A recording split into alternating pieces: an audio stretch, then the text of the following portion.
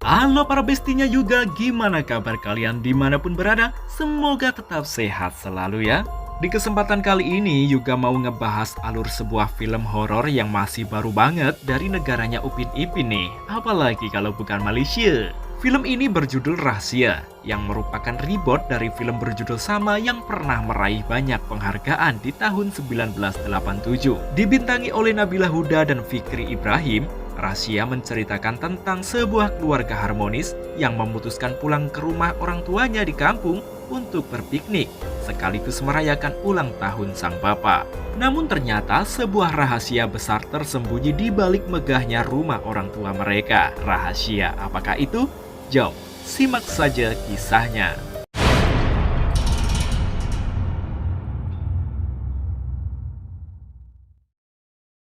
Cerita diawali dengan sebuah berita tentang tewasnya seorang ketua Tanjung Pasir Holding Berhad bernama Datuk Sri Megat Afdal yang diduga bunuh diri. Sementara itu istri pejabat tersebut yang bernama Datin Sri Mary Abdullah malah sibuk meminta asistennya untuk membungkam media dengan uang agar memanipulasi kematian suaminya. Setelah itu Datin juga mengemasi harta sang suami yang sepertinya akan dia bawa kabur. Tapi belum sempat wanita itu keluar dari kamarnya, dia sudah mendapat teror dari entitas yang tak dikenal. Lampu rumah mendadak mati dan terdengar suara erangan dari luar kamarnya.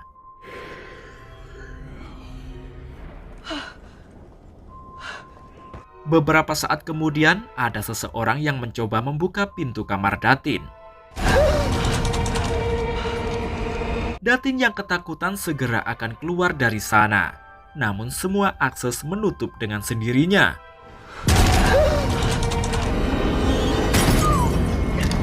Setelah pintu digedor dan didobrak, sosok pria berlumuran darah masuk ke kamar itu. Rupanya itu adalah asisten Datin Sri yang telah berubah jadi monster, entah apa penyebabnya. Pria itu mencari Datin yang ternyata sembunyi di dalam lemari. Namun beberapa saat kemudian, pria tersebut tersungkur dan muntah darah. Yang tak lama setelah itu, pria tersebut tewas begitu saja. Sedangkan Datin yang ketakutan di dalam lemari, tiba-tiba ada darah menetes di wajahnya. Dan film sesungguhnya barulah dimulai.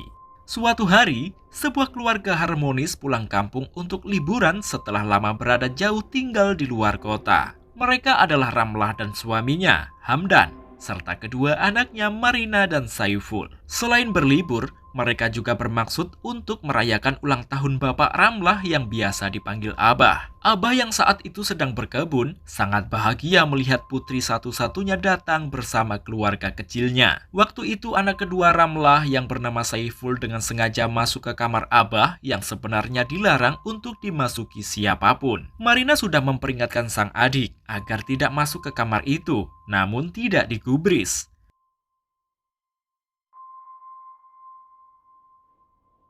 Sehingga gadis kecil itu pun menyusul Saiful untuk membawanya keluar. Namun dia malah tidak menemukan bocil bandel tersebut di dalam kamar kakeknya.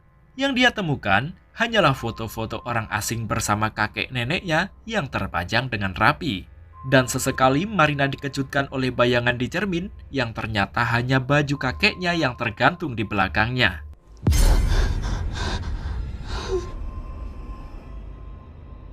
Tiba-tiba Saiful muncul mengagetkan Marina yang membuat vas bunga kesayangan neneknya jatuh dan pecah. Mendengar suara dari kamar abahnya, Ramlah dan Hamdan segera datang dan menegur anak-anaknya. Saat Ramlah mengemasi serpihan vas bunga, tiba-tiba dia teringat masa kecilnya saat melihat pertengkaran sang ibu dengan abahnya. Waktu itu entah apa permasalahannya, ibunya Ramlah yang bernama Melor marah-marah meminta suaminya agar menceraikannya. Aku tak nak hidup dengan kau, aku nak kau ceraikan aku. Beberapa saat kemudian Abah juga masuk ke kamar. Dia terlihat sedih saat melihat vas bunga kesayangan istrinya telah pecah. Malamnya hari ulang tahun Abah pun dirayakan meskipun sederhana. Namun Abah masih terlihat murung dan tak mau bicara. Tiba-tiba Saiful merubah suasana. Dia meminta sang kakek agar menyanyikan sebuah lagu untuknya. Atuk, boleh tak tolong mainkan satu lagu untuk Saiful? Dengan senang hati Abah Karim pun membawa Saiful ke meja piano. Pelan-pelan anak piano dipetik. Rupanya beliau dengan semangatnya menyanyikan sebuah lagu kesayangan istrinya.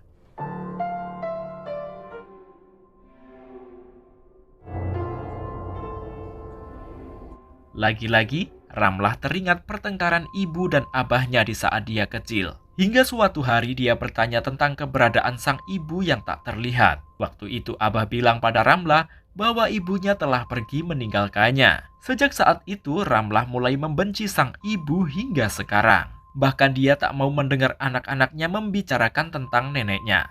Meskipun abahnya sendiri tidak mempermasalahkan jika cucu-cucunya tahu tentang nenek mereka. Lalu pada saat Marina akan tidur, dia mendadak diteror oleh makhluk astral. Mulai dari lampu hias yang mendadak mati, namun hidup kembali saat dia melihatnya, hingga suara kursi goyang yang bergerak sendiri.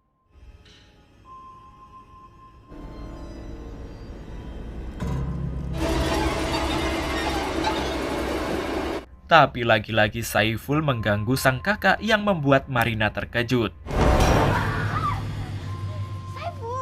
Setelah itu Saiful memberikan sebuah HT pada Marina agar jika butuh sewaktu-waktu tinggal panggil saja. Tiba-tiba lampu hias di kamar mereka mati dengan sendirinya. Mereka pun segera memanggil orang tua mereka. Tapi setelah diperiksa, ternyata lampu itu memang sudah rusak. Esok harinya Ramlah dan keluarganya berpiknik ke pantai. Sementara anak-anak bermain, Abah Karim mendekati Ramlah. Abah memberikan nasihat pada putrinya itu agar bisa memaafkan sang ibu. Beliau pun menyadari bahwa membenci seseorang memang sangatlah mudah, tapi sangat sulit untuk memaafkan. Saiful yang saat itu berada bersama ayahnya, dengan menggunakan teropong dia seperti melihat sesosok tangan yang merambat di atas bongkahan batu yang besar di pantai. Tiba-tiba Abah dan Ramlah mendengar teriakan Marina. Sementara itu, tangan yang tadi dilihat Saiful muncul tepat di depan teropongnya, yang membuat bocah laki-laki itu tiba-tiba sudah berada di atas tebing. Sedangkan Marina yang dihampiri ibunya mendadak sudah berlumuran darah dengan beberapa ekor burung mati tergeletak di pasir. Di saat yang sama, Ramlah yang melihat Saiful di atas tebing, dia segera ngacir untuk menghampirinya. Paniknya lagi, belum juga sampai di tempat Saiful, Ramlah melihat Abah yang bersama Marina sudah tergeletak tak sadarkan diri. Setelah itu Ramlah melihat sosok mengerikan memeluk Saiful. Hamdan yang tadinya sibuk menelepon rekannya, dia segera menghampiri Ramlah. Tapi dia tak percaya dengan apa yang dikatakan istrinya, karena saat Ramlah kembali menoleh Saiful, bocah itu sudah menghilang dari pandangan. Ramlah dan Hamdan pun panik karena putranya menghilang begitu saja dengan meninggalkan teropongnya. Mereka kemudian langsung melaporkan kejadian itu pada polisi. Malamnya, Ramlah dan suaminya hanya termenung sambil menunggu keajaiban. Siapa tahu putranya akan segera pulang. Tiba-tiba Ramlah dikejutkan dengan suara benturan. Dia kemudian segera mencari sumber suara tersebut yang berasal dari dapur. Sesampainya di dapur, lampu tiba-tiba mendadak mati. Dia mendengar suara Saiful memanggilnya. Ramlah pun kebingungan mencari dari mana suara itu berasal. Wanita tersebut lalu mendengar suara piano berdenting dengan sendirinya. Saat Ramlah mendekatinya, dia mendengar suara Saiful lagi dan melihat sosok anak kecil naik tangga ke lantai 2. Ramlah pun cepat-cepat mengejar sosok tersebut ke kamar anaknya. Tapi ternyata di sana tidak ada siapapun. Di sana Ramlah dikejutkan dengan boneka yang berbunyi dan bergerak sendiri di dalam lemari. Begitu juga lampu hias yang ada di kamar itu. Tangan Ramlah tiba-tiba ditarik makhluk astral yang kemudian membawanya ke dalam selimut.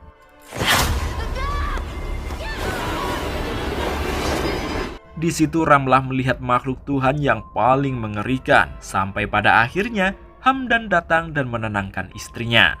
Pagi harinya, para polisi dibantu oleh tim SARS melakukan pencarian Saiful di sekitar lokasi hilangnya bocil tersebut. Sementara itu, Abah yang kemarin tergeletak di pantai kini sudah berada di rumah sakit dan divonis terkena anemia. Beberapa saat kemudian datanglah tukang kebun Abah Karim yang bernama Pak Saleh menjenguk di rumah sakit. Ramlah pun bertanya pada Pak Saleh tentang kondisi Abah selama ini. Dan ternyata Pak Saleh bilang bahwa selama ini Abah tidak pernah mengeluh sakit apapun. Ramlah lalu meminta Pak Saleh membantunya mencari seorang ustadz. Pada saat Ramlah mendoakan Abah, tiba-tiba dia kembali mendengar Saiful memanggilnya. Wanita itu pun kemudian mencari suara itu di kamar Abah, namun juga tak ada siapa-siapa. Ramlah malah menemukan foto-foto orang asing di kamar Abah. Selain itu, dia juga menemukan kaset rekaman video masa kecilnya saat bermain-main di pantai bersama kedua orang tuanya. Ramlah pun menangis melihat kenangan indah itu. Tiba-tiba dia melihat masa lalunya yang tanpa sengaja mengetahui sang ibu seperti melukis simbol-simbol iblis di sebuah buku. Lalu kejadian aneh kembali terjadi, di mana mesin printer di kamar Abah mendadak mengeluarkan gambar yang menunjukkan adanya makhluk aneh di belakang Ramlah. Wanita itu pun semakin terkejut karena sosok itu semakin mendekatinya. Tiba-tiba suara Saiful muncul lagi dan menggedor dari dalam lemari. Saat lemari itu dibuka, lagi-lagi tak ada siapapun yang Ramlah temukan. Kemudian seekor iblis menarik kaki Ramlah yang membuatnya terjatuh. Iblis itu dengan pedenya mengejar wanita tersebut. Untungnya dia berhasil keluar dari kamar itu yang sebelumnya terkunci dengan sendirinya. Ramlah lalu masuk ke kamar anak-anaknya. Di situ dia terkaget-kaget dong karena melihat Marina duduk di kursi goyang sambil nyemil burung mentah karena kelaparan. Mama, ini lapar. Tapi rupanya itu hanya halusinasi Ramlah saja, karena sebenarnya Marina baik-baik saja. Pagi harinya Marina menghampiri sang ibu yang ada di belakang rumah bersama Pak Saleh. Ramlah pun bingung, padahal dia meminta Pak Saleh mencari ustadz. Yang didatangkan malah seekor dukun wanita bernama Ciyah. Mengetahui keberadaan Marina, Ramlah pun segera memintanya agar kembali ke kamar. Dukun itu sangat nyentrik, tidak seperti dukun warga plus 62 yang beladus. Dia bilang bahwa makhluk yang mengambil Saiful berada di situ. Makhluk yang culik anak kau ada di sini. Tak perlu lama-lama, dukun tersebut memulai membaca mantra untuk melihat di mana keberadaan Saiful. Jopito, Rojo Tenggiling. Lekoni tapa. Sementara Marina yang disuruh kembali ke kamar oleh sang ibu, dia malah sembunyi di balik pohon dan melihat ritual dukun tersebut. Setelah mantra dibacakan, dukun tersebut langsung memenggal kepala kambing hitam sebagai korbannya.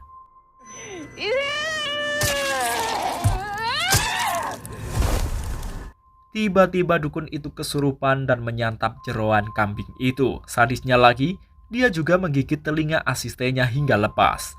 Padahal sebenarnya dia hanyalah dukun gadungan. Dukun yang kesurupan tersebut kemudian mengejar Marina. Untungnya Ramlah berhasil menggagalkannya. Setelah tersungkur, dukun itu mendadak bersuara jadi Saiful yang mengeluh kesakitan. Tolong Saiful, Mama. Sakit. Tanpa ragu, Ramlah memeluk dukun yang berlumuran darah tersebut. Tapi beberapa saat kemudian, Ciyah bersenandung lagu kesukaan ibunya Ramlah. Ramlah segera melepaskan pelukan itu dan Ciyah langsung tak sadarkan diri. Ramlah kembali masuk ke kamar Abah dan melihat kembali rekaman video masa kecilnya. Di situ dia menemukan kesamaan kalung yang dipakai sang ibu ternyata sama dengan benda yang menempel di leher iblis yang mengejarnya beberapa waktu lalu. Ramlah kemudian datang ke rumah sakit dan mengatakan bahwa dia tahu siapa yang telah menculik Saiful pada Abah. Dia menunjukkan foto simbol-simbol mantra yang digambar sang ibu dan dia mengira ibunya adalah penganut ilmu hitam. Dia bertanya siapa ibunya yang sebenarnya dan tak sadar telah membuat Abah semakin tegang. Untung Hamdan segera datang dan membawa Ramlah keluar.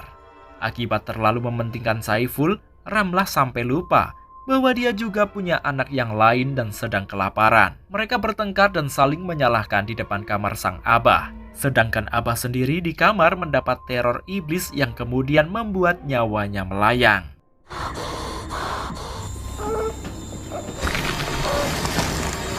Saat Ramlah masuk, dia pun semakin hancur melihat kejadian tersebut.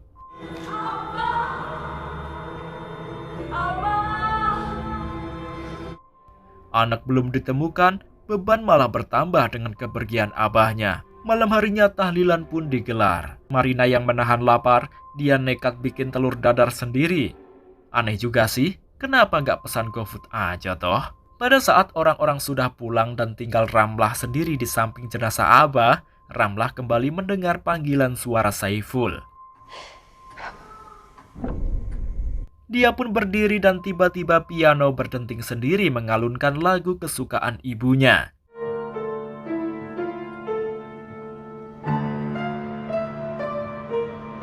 Ketika Ramlah menyentuhnya, tutup piano itu jatuh menjepit tangan Ramlah hingga berdarah-darah. Tapi rupanya itu juga halusinasi Ramlah saja. Dia lalu melihat mobil mainan Saiful berjalan sendiri masuk ke kamar dan lampu mendadak mati. Sosok anak kecil berlari di ruang makan. Dengan lampu ponselnya, Ramlah mencoba menelusuri ruangan yang gelap itu. Karena terus digoda dengan suara anaknya, Ramlah berteriak meminta agar penghuni rumah yang diduga arwah ibunya agar jangan menyiksanya. Pulangkan anak aku! Tak cukup lagi kau seksa hidup aku! Mobil mainan itu kemudian mendekati Ramlah dan membawanya ke jenazah Abah yang ternyata kepalanya sudah tak tertutup. Jenazah Abah dikelilingi makhluk-makhluk mengerikan. Dan di antaranya terduduk Hamdan yang memeluk Marina yang mengatakan bahwa mamanya sudah tidak sehat. Mama tak sihat, sayang.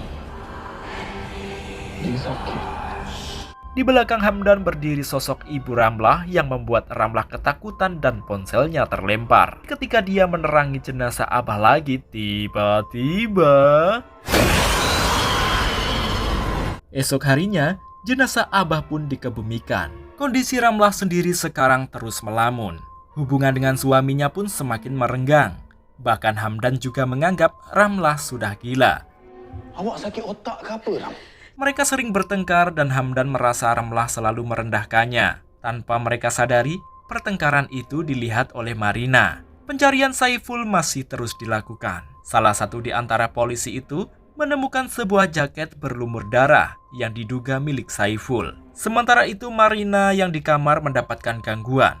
Boneka di lemari tiba-tiba berbunyi dan pintu kamarnya terbuka dengan sendirinya.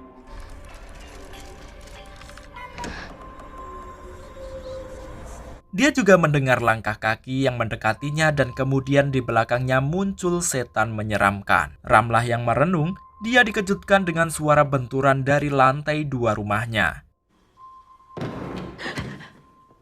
Dia pun segera menghampirinya dan ternyata Marina sudah berdiri di bibir tangga dengan ketakutan. Marina melihat setan tadi nangkring tepat di atas sang ibu, tapi Ramlah tidak melihatnya. Tiba-tiba Marina ditarik masuk ke dalam kamar mandi. Ramlah cepat-cepat mengejarnya dan mendapati Marina ditenggelamkan setan itu di bak mandi. Waktu Ramlah akan menolongnya, wajah Marina berubah jadi sosok iblis, sehingga dia berniat menenggelamkannya kembali. Untung Hamdan segera datang menyelamatkan Marina. Terlambat sedikit saja, gadis itu bisa-bisa meregang nyawa. Hamdan lalu berniat membawa Marina pergi. Tetapi polisi datang dengan membawa jaket Saiful yang telah ditemukan. Ramlah yang melihat benda itu pun syok sampai menangis tak berair mata lagi. Dia percaya Saiful masih hidup. Hanya saja disembunyikan oleh iblis penghuni rumahnya. Hamdan yang menganggap Ramlah sudah gila nekat membawa Marina pergi dari sana. Dia meninggalkan Ramlah sendirian di rumah itu. Ramlah hanya bisa bersimpuh menangisi kepergian keluarganya dan percaya bahwa dirinya tidak gila. Tiba-tiba lampu rumah mati dan anehnya menyisakan satu kamar yang masih menyala. Suara Saiful terus-menerus memanggilnya. Hingga kemudian dia nekat kembali masuk ke rumah dan mendekatkan telinganya pada tembok yang dia anggap sebagai tempat Saiful memanggil dirinya. Ramlah nekat menjebol tembok tersebut menggunakan palu. Tetapi ternyata semua itu percuma. Saiful tidak ada di balik tembok yang telah dia hancurkan. Ramlah semakin emosi dan tak tahu harus bagaimana lagi. Dia menyalahkan sang ibu sebagai penyebab kekacauan yang terjadi. Tanpa sengaja, Ramlah menggabruk dinding pilar kayu yang berada di sampingnya seperti tidak ada sekat di baliknya.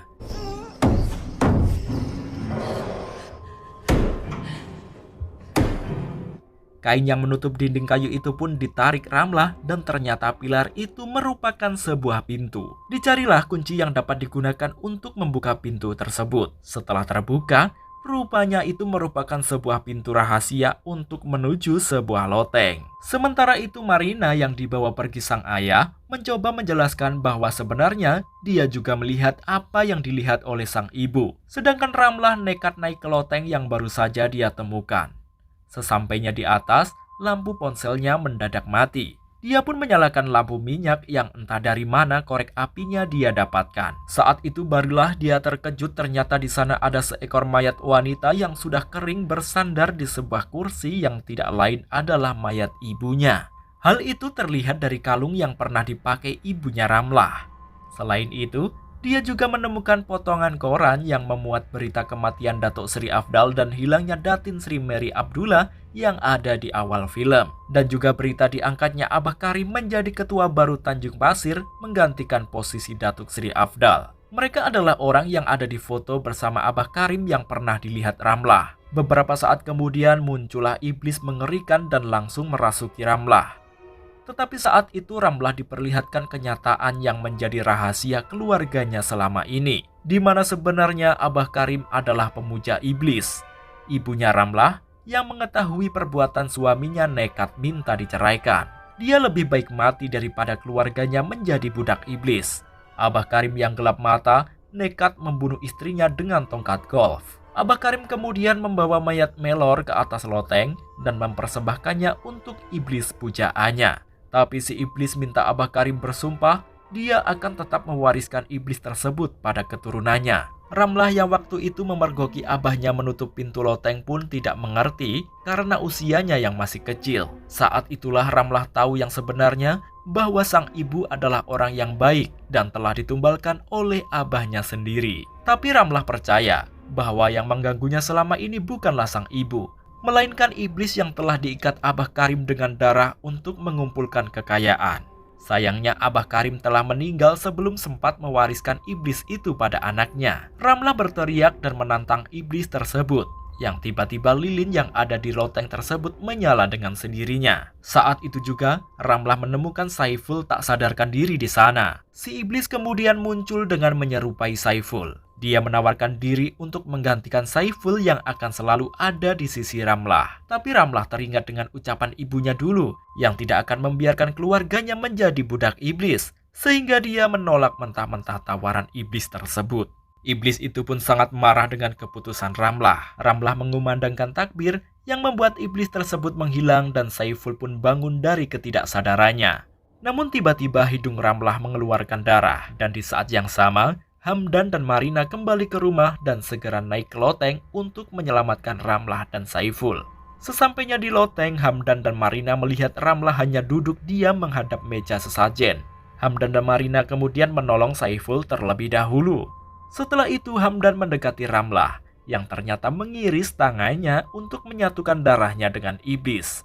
Hamdan yang mencegahnya harus jadi korban amukan Ramlah yang kesurupan. Sambil menonjok Hamdan berkali-kali, Ramlah teringat dengan perilaku suaminya yang telah menganggapnya gila. Tapi Ramlah kembali sadar saat dia ingat masa-masa indahnya dengan Hamdan. Si iblis terus berusaha menguasai tubuh Ramlah.